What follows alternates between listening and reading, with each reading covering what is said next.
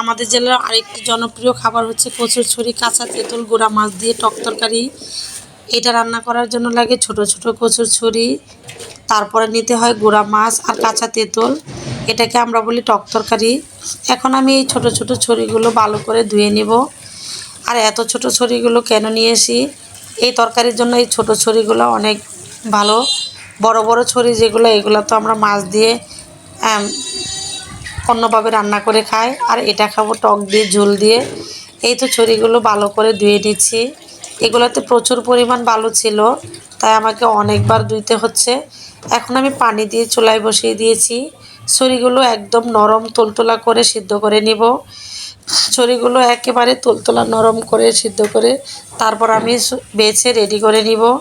এদিকে তো আমার ছড়িগুলো প্রায় হয়েই গেছে। এখন আমি দেখে নিব কতটুকু সিদ্ধ হয়েছে। একটা ছড়ি আমি নামিয়ে তারপর টিপ দিয়ে দেখে নিব একদম হয়ে গেছে ছড়ি। এই তো আমার ছড়ি সিদ্ধ করা হয়ে গেছে। এদিকে তো আমার রান্না করতে লাগবে টক টক, তাই আমি ফ্রিজ থেকে তেঁতুল খুঁজতেছিলাম। এই তো গুঁড়া মাছ আর তেঁতুল পানিতে ভিজিয়ে নিয়েছি। আর এই তেঁতুলগুলো দিয়েছিল আমার ননদের শ্বশুরবাড়ি থেকে। আমরা প্রায় সময় টক তরকারি পছন্দ করি, তাই আমাদের ফ্রিজে সব সময় টক রাখতে হয়। এই তো দেখুন ছড়িগুলো সিদ্ধ হয়ে গেছে। ভালোভাবে ধুয়ে একদম আবারও চকচকা করে নিয়েছি, যাতে করে কোনো বালো না লাগে থাকে। এখন আমি ছড়িগুলো পরিষ্কার করে নেব। আর এই টক তরকারিটা রোদে দুপুরবেলা খেলে অনেক মজা। গরমের দিনে টক তরকারি যারা পছন্দ করে তারাই শুধু বুঝবে। এই যে বসিয়ে দিলাম টক তরকারি। এখন আমি সব কিছু মশলা দিয়ে তারপর আমি গুঁড়া পুঁটি মাছগুলো দিয়ে দিয়েছি। ভালোভাবে পুঁটি মাছগুলো মশলাতে কষিয়ে নিব। তারপর কষানো হয়ে গেলে আমি এই যে বাটিতে উঠিয়ে নিয়েছিলাম। ছড়ি কষানোর সময় এই ছোট ছোট মাছ লাড়া দিলে একদম গলে যাবে, তাই আমি বাটিতে উঠিয়ে নিয়েছি। আর একদম কাটা কাটা লাগবে। তারপর আমি দিয়ে দিয়েছি কচুরছড়ি মশলাতে। এখন আমি এটা ভালোভাবে কষিয়ে নিব। এটা কষানোর সময় এমনভাবে কষাবো যাতে একটু আস্ত একটু গলে আঠা আঠা হয়ে যায়।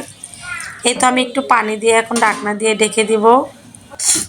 এটা দেখুন অনেক সুন্দর হয়ে গলে গিয়েছে। কষানো আমার শেষ। তারপর আমি দিয়ে দিব উঠানো মাছগুলো। এখন আমার কষানো প্রায় মোটামুটি শেষের দিকে।